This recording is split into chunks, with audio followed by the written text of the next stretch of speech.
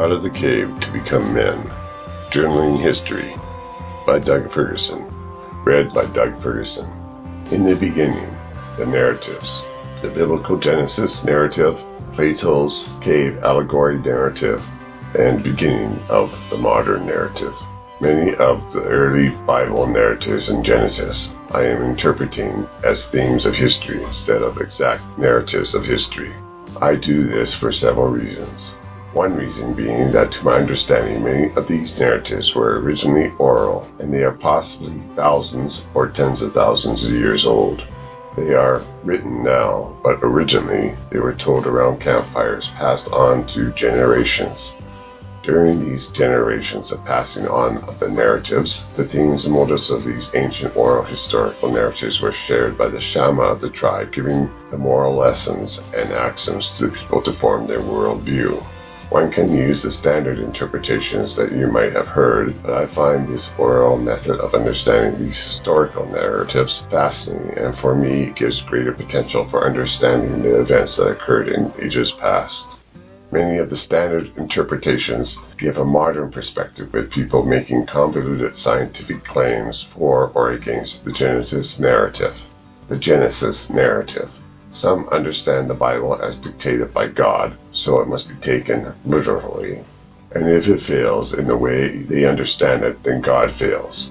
It is too easy to project our modern perspective onto biblical writing instead of making the effort to understand the Torah writers' priorities and messages. Let us not interpret Genesis narratives as scientific treatises, but rather of a narrative for the formation and constitution of a new and founding nation. The goal of the writers of Genesis was to establish the nation of Israel after their journey out of Egypt and into Canaan. Of course, this entire Exodus episode is debated by many as to whether the events happened or not and where. The writers of Genesis wanted the experience remembered and embedded into the very DNA of the people. It is the primer that laid the foundation for the very cornerstone of the theocracy of Israel. The Genesis narrative worldview axioms were the foundation on which the nation of Israel built their law and social structure. I know the common thought is that Moses wrote the Torah, but this is debated by many. Moshe, as his name is pronounced in Hebrew, wrote the Torah according to the Jewish tradition, which is the first 5 books of the Bible. In the beginning is a story that tells more than the creation of the universe. What could be more than the universe? The communion of consciousness is more important. The personal God wants a created people to commune with. It is not about time, space, and matter. It is about something more. It is about consciousness. The eternal consciousness wants to commune with the finite consciousness. That is, his people. God wants relationships. The God of Israel is relationships. Think of the creation narrative as a transformation of a people with no relationship to God, who is the eternal conscious one, into the relationships where this is fundamental for the people's existence.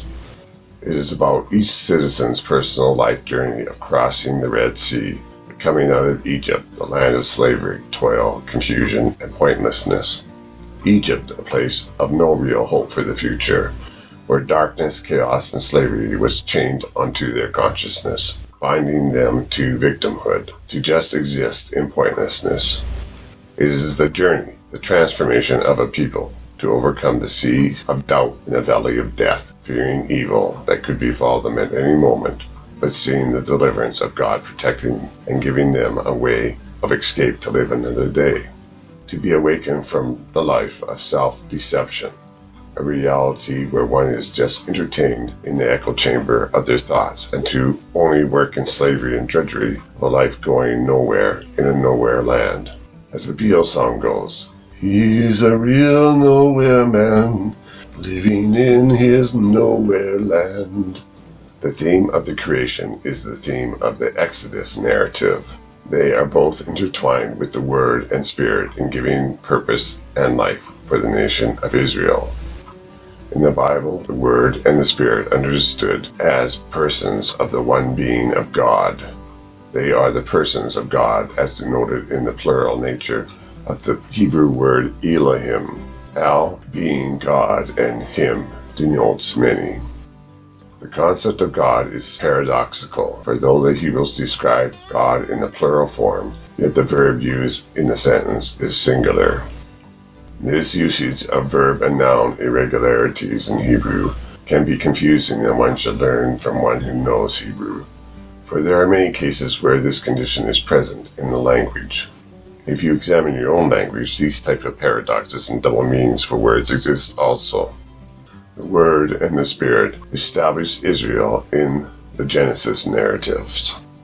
Both persons worked together to part the waters, creating life and giving a way to the Promised Land. In the Genesis narrative, the catalyst of transformation, the Word and Spirit hover over the waters of chaos and darkness, overcoming these obstacles to create the reality of life. In the Exodus, the Spirit and the Word bring salvation from the chaos and darkness. The Spirit hovers over the sea of the people. The Word parts the waters to expose land and life and salvation. Israel was in darkness and chaos, just as the earth was in darkness and chaos in the beginning. In the Exodus, the people were led at night by light, and by day by a cloud of fire. And then the Word spoke, "Let there be light," and there was light. And the people looked, and there a light appeared in the night, and a cloud by day. And the people came upon the water of fear and doubt, pinned between Pharaoh's army and the sea. And the Lord Elohim said, "Let the dry land appear, and let it separate the waters." And it was so. And the people proceeded out of the chaos and darkness of Egypt, and by faith unto the Promised Land, where life came to exist and flourish. And the second and other days of creation of the nation of Israel were good. And on the seventh day God rested with his people, and they communed in peace in the blessings of the Promised Land. So in my paraphrasing of this story, there is an intertwining of creation of the universe and the creation of the nation of Israel. And each Sabbath, the people were to meditate on this and the wonders of their God. Now, so much more could be discussed on the matter, but the message that the writers wanted to get across was that they were a nation of people created and saved by the Creator of the universe. They were unique and special, and they were honored and loved by the Creator, who relates to them by His Spirit and Word, which will continually challenge them to step by faith unto the paths given to overcome the chaos and darkness of fears, doubt, and failings that they face in life, proceeding by faith to overcome, to reach the Promised Land of peace and success. Now, I'm just going to say at this point the words of the great philosopher Forrest Gump. That is all I've got to say about that. Really, though, I have much more to say, but chew on that for a bit as I proceed with other narratives that we as a people of Western society are more familiar with. Plato's cave allegory. The creation Exodus narrative is similar to Plato's cave allegory. In Plato's cave allegory, he describes a group of people who are living their life chained to face a blank wall of a cave, captives of their own limited reality and imagination, watching shadows projected on the wall. The objects projecting the shadows are outside the cave, passing in front of the fire of life behind them. The captives look upon the shadows and give them names that they can relate to from the environment of the echo chambers of the cave and the lonely darkness of their thoughts. They understand the shadows to be all that is real. Their life has no color, no depth. They are prisoners just counting the days with no hope for more. They have become content with the familiar, though their life is pointless and is going nowhere. The philosopher was once a prisoner just like them, who became free from the bonds of captivity of the cave by becoming aware of the chains imprisoning his mind, and turning his eyes towards the light, he viewed the true nature of the shadows. Though at first the light was blinding, and the mind's eye hurt with the possibility of this new vision, which declared that all that he considered as his identity was folly, still the philosopher endured the pain to his ego and walked towards the light. As he did this, the light evaporated the chains binding his mind, like the sun which burns off the early morning fog. He looked to his hands and feet and felt strength. He could now move with purpose, no longer just reacting to the darkness of his life. He looked back at the wall and felt pity for those that abided there. He walked back and told the people of the unknown possibilities outside the cave. But they could not understand him. All they saw was a new shadow on the wall that somehow tugged at them and caused great fear in their heart. The more the philosopher tried to free them, the harder they fought, screaming in terror of this new message being whispered in their ear. They continued to scream and shout to drown out the message of the philosopher, fighting so hard that they could cause injury to themselves and others. Their screams of anguish and paranoia caused the philosopher to leave the insecure in their echo chambers, safe spaces. Though the breath of the philosopher was not a waste, and some did turn to look, and they saw a silhouette of a man, or was it an angel or a demon? The screams and tugs of others frightened them, and so they turned back to the shadows, though doubts disturbed their dreams. Would they be reawakened by the memory and turn from their old ways to walk in the new reality of life? Now, in this time, a battle continues for the minds of people, an infowar to awaken those in the prison of their own mind, an infowar to shout over the madness of the fearful screams in the cave. The battle continues. Those that become freed walk out of the protection of the cave. These philosophers become exposed to the insecurity of the unknown, so they could know something of the real reality of life. Finally freed, they could see that the cave was a trap of fear formed in their own minds. They became aware of the bodies of the universe moving in awesome wonder, the opening of all life displayed before their eyes. The shadows on the wall were not reality at all. They perceived a truer reality, no longer trapped in the shadow reality, a new reality to explore and wonder. The unknown reality of many possibilities opened before the new philosophers. Now they had the opportunity to explore the objects outside in the freedom of logic, reason, and observation, while the inmates in the dark cave felt secure, hidden in the reality of their prison, and they continued to live in the dankness and darkness, with the gnawing fear of the unknown freezing their mind into inaction. Fearful of exploring the freedom of possibilities, of considering what awaits outside, they continue to be enslaved and chained by their fears. In all our life, we are in this struggle. Do we become fearful and freeze in darkness, living a life in the shadow of our fears of rejection, fearful of the scorn of our peers? Do we worry about who and what we are? Do we wish to expose ourselves to the light outside, to be challenged, to see the world in a new light? Are we going to choose living or just existing? Is our life to mean anything? And here I quote Plato. We can easily forgive the child who is afraid of the dark. The real tragedy of life is men who are afraid of the light. In the 18th, 19th, and 20th century, the scientists of the world mostly had the consensus that the universe was eternal, though some philosophers thought that time couldn't be eternal because of the problem of infinite regression. Back in the days, all scientists were considered philosophers. Newton's book was titled in this manner, Philosophiae Naturalis Principia Mathematica, which is the book on physics. But the title had philosophy in it because philosophy deals with reason, logic, and observation. The very title, PhD, is short for Doctorate in Philosophy. But what of the infinite universe? What is now? I don't have all the answers, but I do have some questions. What happens if time had no beginning and no end? What if time is infinite? Does the infinite need a cause? Does the infinite series of causes need an overlying cause to create and sustain this series? And what made this cause? The hypothesis that an infinite series of causes needs a cause seems possible. Take this earth. Many causes outside the earth created and sustain it. These causes are quite complex in truth beyond my knowledge, for I only know of some of them, and that just a little. But can this logic of causes be expanded to include the universe? Still, what about the cause sustaining the system of causes? What makes it special that things should stop there at that cause? Do we just arbitrarily say, well, that is enough?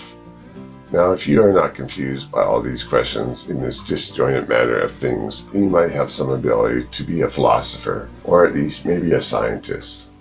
Time is an amazing thing. As we know from Einstein's relativity, it has a physical dimension to it, for it can be reshaped by mass and energy.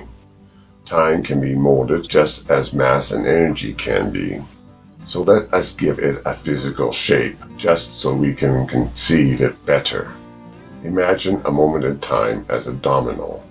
Imagine infinite time as a row of dominoes lying for eternity. In infinite time, none of those dominoes are knocked over, because once they are knocked, then time can be measured as a finite moment, and this would be inconsistent with the definition of infinite time, for the infinite cannot be measured. I have also heard that infinite regression in time would make the present impossible to achieve.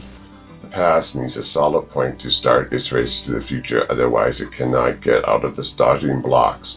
The blocks keep moving backwards into the infinite abyss. Just having some fun killing infinite time. Talking of time has its challenges when one considers what is time's essence. But for life, we don't need to know all the intricacies of time or the theory of relativity. Life and all its challenges are hard enough. Why look for problems?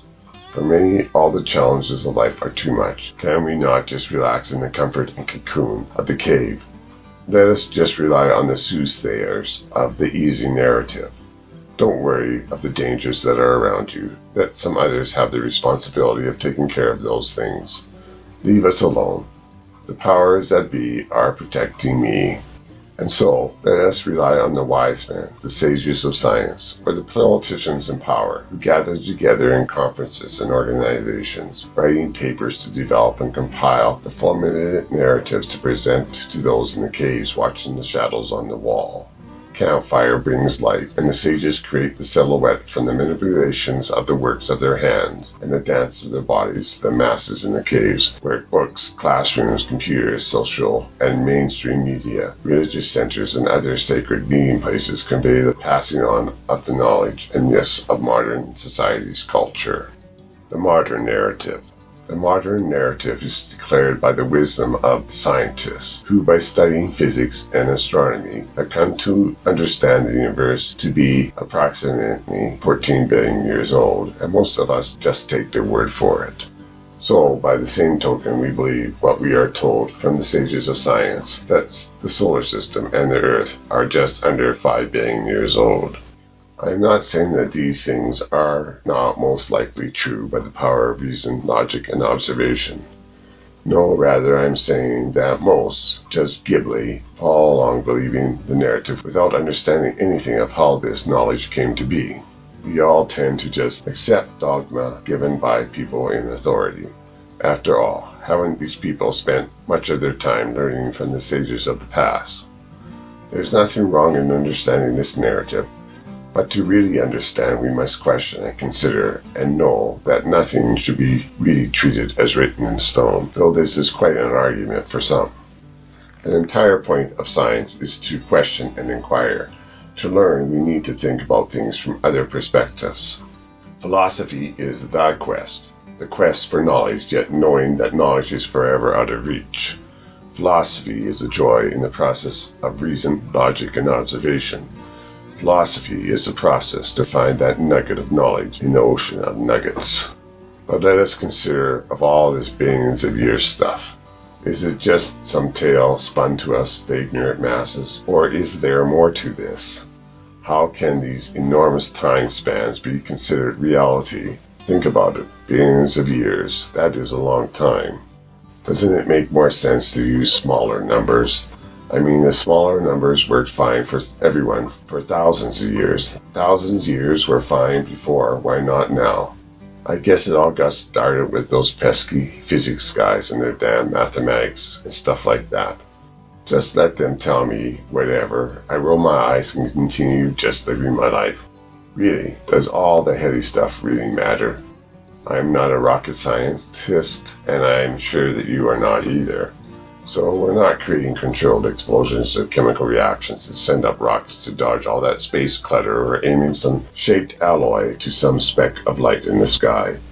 Anyway, lots of people think it is all smoke and mirrors about this space travel thing, or is it alien technology that we have reverse engineered? The age of the universe. The hypothesis that the universe is expanding is very recent, with Einstein first coming across the concept in his equations on the relational properties of mass, energy, time, space, and light. Einstein looked at his equations. He could see that the universe must be expanding or contracting, and neither of these ideas were popular at the time, so he fudged the equations by introducing a constant to keep things, constant. The idea that everything started at a point was only first introduced by Georges Lemaitre, a Belgian priest scholar, around 1920. Nobody paid much attention to the idea until the mid-60s. At that time, few knew that the method of testing the theory was already suggested in 1940 by Russian-born astrophysicist Georgy Antonov Gamal, American name George Gamal, who conceived that an antenna could pick up the leftover radiation from the original expansion which should permeate the universe. The first ones to measure this radiation didn't realize what they were picking up. They were actually trying to clean up this noise in their reception. These two guys, Penzias and Wilson, got a Nobel Prize for their work, where they failed to clean up the radiation on the radio antenna from the original expansion of the universe. Science always seems to have that Homer Simpson "duh" factor in it. At the time, during the 60s, nobody thought that the universe was almost 14 billion years old. George Gamal I found to be an amazing fellow that I never heard about before. Born in Odessa, Ukraine, which was part of communist Russia, he somehow immigrated in 1934 to the United States. From 1931 to 33, Gamal was employed at the Radium Institute of Leningrad, where he worked at the physics department headed by Vitaly, where he avoided the murderous famine in 1932-33, induced by Stalin's communist policies. Though a nuclear physicist and cosmologist, he engaged himself at a high level into biology, in which he proposed the concept of genetic code, which he considered to be maintained by the ordering of recurring triplets of nucleotides, the basic components of DNA. After the discovery of the structure of DNA in 1953, Gamal attempted to solve the problem of how the order of the 4 different kinds of bases in DNA chains could control the synthesis of proteins from amino acids. Francis Crick said that Gamal's suggestions helped him in his own thinking about the problem.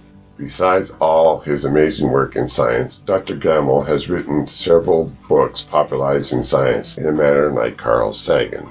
Science is always concluding the wrong results in understanding the universe. Why do scientists still believe in the scientific method if they continually get the wrong answer? I am having a little fun here. I just want to talk about what is the definition of faith according to the faith book called the Bible. Read Hebrews 11:1. Now faith is the substance of things hoped for, the evidence of things not seen. Scientists observe evidence and then determine the unseen reasons that make sense of the evidence. There is a striking similarity between the faith process for the Christian and the faith process used in science. The Christian attempts to understand the unseen whos of the universe. Scientists attempt to understand the unseen hows of the universe. In both cases, the absolute truth of the universe doesn't change, but our finite understanding changes. As a believer, I learn more about who my God is as I get a deeper knowledge of Him, yet my finite mind can never grasp fully who He is. As a scientist, science can learn more about the processes of the universe, yet our finite knowledge can never fully grasp what the universe is. As a Christian, I have changed my conclusion of God as He reveals more of Himself to me. He mentors me so I can be mature. Scientific knowledge also evolves, maturing into more comprehensive theories as more is revealed in observations and conclusions. For using the scientific method, scientists keep changing their conclusions. By faith, scientists believe in the method that could be called the science of the gaps. I am making a joke about another argument. And by faith and evolution of each Christian's understanding of God matures as God reveals more of Himself in their life. They evolve from a child into a full stature of mature Christian. Christians learn from historical and living believers in Yahweh, who share the testimony of God in their life, and as each believer follows Christ, their spiritual nature matures. Similarly, scientists learn more of science as scientists share the testimony of scientific knowledge, and this process of following the scientific method causes scientific knowledge to mature. I know many will complain about this. They consider that because Christians believe in the unseen God, that they believe in fantasy. Science, they declare, is just the material, not about the unseen. They fail to understand the unseen nature of thoughts, conceived to deliver a hypothesis. The hypothesis described being unseen and even unbelievable to many people. Consider this: conscious thoughts are unseen, though we give them form in the words we speak and write. Our conscious thoughts are unseen, though they are given form in biochemical reactions and stored processes in our brain. But the materialist considers conscious thought as only a material process. We, complex robots of the universe, just have not figured out how to quantify the thought process yet. So we come back to the diametrical worldviews of the materialist and the consciousness. I'm having fun making up new words. The materialist concludes the material creates form, whereas the consciousness concludes the spirit creates form. The materialist believes the universe is eternal. The consciousness believes the spirit is eternal. The materialist believes things are the meaning of life. The consciousness believes people are the meaning of life. But wait, the materialist believes people are things, so people are part of the material. People are not excluded by the materialist. But because of their views, people are not prime. They can be considered only as important as things. Even life is only a thing. Self-examine. Do we live our life in a worldview of the materialist or the consciousness? This concludes this section. The next we'll be talking about the Thea impact as we continue on the modern narrative.